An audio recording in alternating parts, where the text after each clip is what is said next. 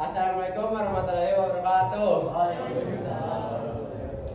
Perkenalkan, nama saya Rizky Adi Setiawan dari kelas 11 PPLG 2 kelompok 4. Di sini saya akan menjelaskan beberapa diagram yang telah saya buat untuk merancang desain web toko online. Di sini ada 5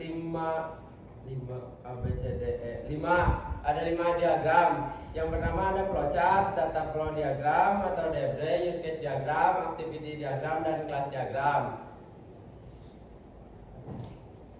Yang pertama ada flowchart.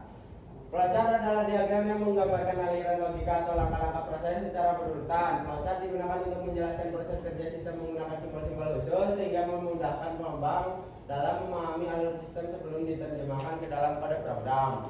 Flowchart sangat berguna untuk urutan proses kerja secara jelas, bagian proses yang memiliki perjalanan keputusan, proses yang harus diulang atau loop, dan di mana input dan output terjadi. Di sini contoh flowchart yang sudah saya buat.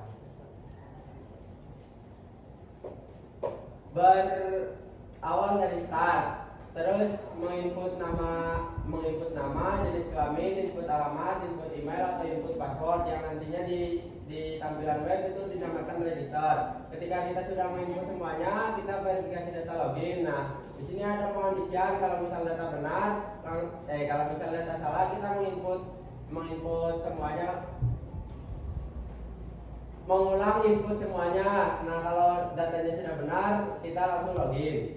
Ketika kita sudah login, kita bisa memilih barang yang ada di halaman webnya nanti. Nah, kalau kita sudah memilih barang dan kita mau membeli, kita harus punya alamat kan. Di sini ada pengondisian. Kalau kita belum punya alamat, kita harus buat alamat dulu baru bisa membeli barang. Nah, kalau sudah punya alamat, langsung beli barang. Ketika sudah beli barang pasti dikirim dan barang diterima. Selesai. Kurang lebih seperti itu tentang flowchart. Yang kedua ada DFD atau data flow diagram. Data flow diagram adalah diagram yang menggambarkan bagaimana data mengalir di dalam sistem. DFD menjelaskan asal data, proses pengolahan, dan keluaran data secara logis. Yang pertama ada DFD, contoh DFD level 0. Di sini admin mengirim data produk ke proses pendataan produk. Ketika data produk sudah dicek, data produk baru dikirim ke customer. Ketika customer sudah melihat semua produk, kan pasti customer ingin memesan. Ketika customer ingin memesan, customer mengirim data pemesanan ke proses 2.0, yaitu proses pemesanan. Ketika proses pemesanan sudah dilakukan, nanti akan muncul nota total pemesanan yang nantinya nota total pemesanan akan dikirim ke customer, sedangkan laporan data pemesanan dikirim ke admin. Ketika customer sudah mempunyai nota total pemesanan, customer mengirimkan data login ke proses 3.0, yaitu proses pembayaran. Baru nanti nota pembayaran akan dikirim ke customer dan laporan data pembayaran akan dikirim ke admin. Yang selanjutnya ada DFD level 1. DFD level 1 proses 1. Di sini admin mengirimkan data produk ke proses 1.1, yaitu pendataan produk. Ketika produk sudah dikirim ke proses 1.1, langsung dikirim ke proses 1.2 untuk dicek kelengkapan data produk. Ketika sudah dicek, data produk dikirim ke 1.3, yaitu ditampilkan data produk. Ketika sudah ditampilkan, data produk dikirim ke dilihat oleh customer. Proses 2.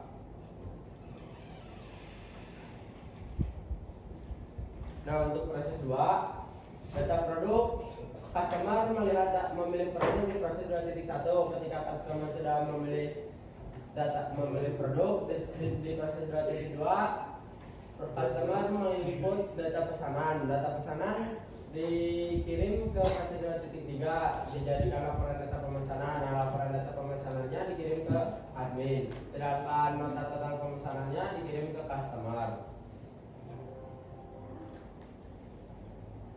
Proses 3, proses pembayaran. Customer mengirimkan data login ke proses 3.1.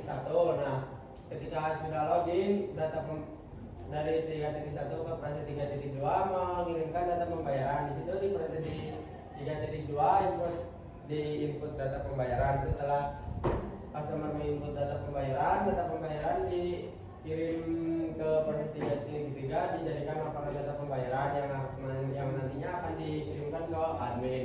Sedangkan nota pembayaran dikirimkan ke proses 3.4 dan lalu dikirimkan ke customer. Kurang lebih seperti itu nantinya gambaran seperti apa itu DFD. Yang selanjutnya ada use case diagram. Use case diagram menggambarkan hubungan antara pengguna atau aktor dengan sistem melalui fungsi-fungsi use case yang dapat dilakukan. Kurang lebih kayak fitur apa yang ada di webnya nanti dan siapa aja yang bisa menggunakannya. Di sini saya sudah membuat satu contoh use case. Di sini ada 3 aktor, yaitu admin, customer, dan pemilik toko. Di sini admin nantinya bisa login, register, mengelola produk, kelola stok, kelola transaksi, update informasi, dan lihat laporan penjualan. Nah, itu tuh apa sih? Itu nantinya fitur yang bisa digunakan oleh admin ketika sudah di halaman webnya. Kalau customer, nantinya customer bisa menggunakan fitur login, lihat produk, register, dan membeli barang. Pemilik toko juga sama, bisa register, bisa login, dan bisa lihat data produk serta data penjualan.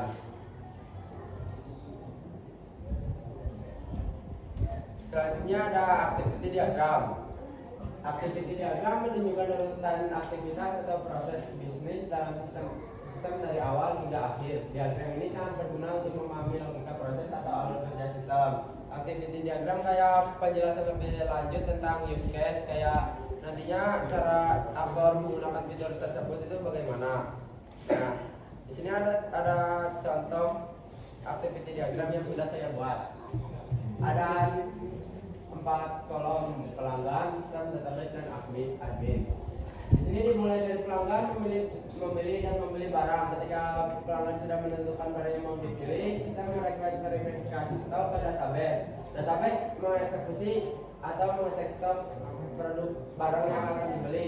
Ketika stoknya tidak ada, maka pelanggan akan memilih barang yang lain atau mengurangi stok yang akan dibeli. Nah, ketika stoknya ada, langsung lanjut ke sistem menampilkan form pengiriman dan pembayaran. Ketika sistem sudah menampilkan form, nantinya si form akan diisi oleh pelanggan, yaitu diisi data pengiriman dan data pembayaran.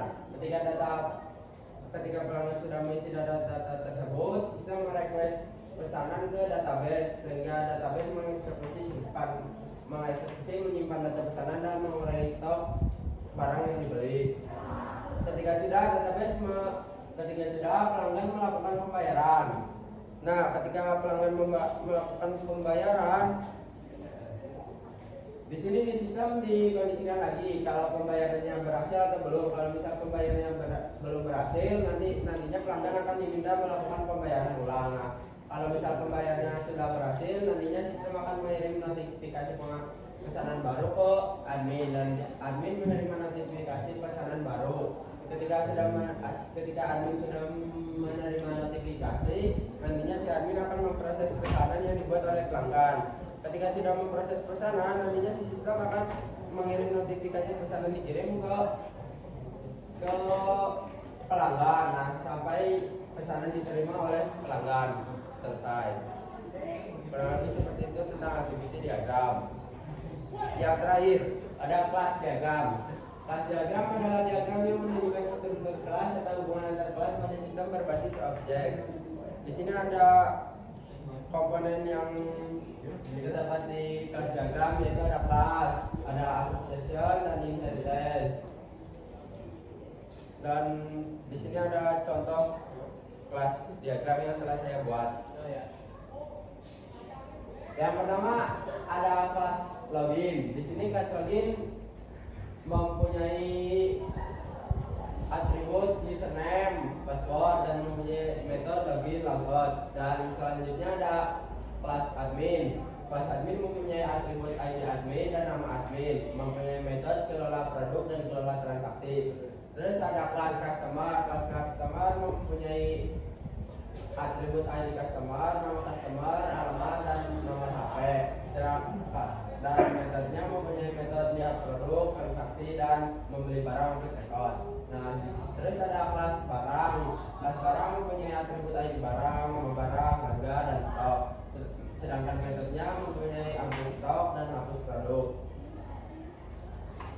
dan kelas yang terakhir ada kelas transaksi. Di sini kelas transaksi mempunyai banyak atribut, yaitu ID transaksi, nama pelanggan, ID barang, jumlah, harga satuan, tentang harga dan tanggal. Sedangkan metodenya hanya ada kalau data transaksi. Nah, maksud dari ini relasinya tuh bagaimana sih? Kalau relasinya admin ke login tuh satu admin hanya bisa melakukan satu login dan satu customer juga hanya bisa melakukan satu kali login. Nah, customer bisa membeli banyak barang dan banyak barang bisa dilakukan dalam satu transaksi. Ya, kurang lebih seperti itu penjelasan dari saya tentang beberapa diagram yang sudah saya buat sebelum membuat satu web toko online. Sekian dari saya, mohon maaf bila ada tutur kata dan kesalahan dalam membuat video. Akhir kata, wabillahi taufiq wal hidayah. Wassalamualaikum warahmatullahi wabarakatuh. Waalaikumsalam warahmatullahi wabarakatuh. Subscribe channel. Ya,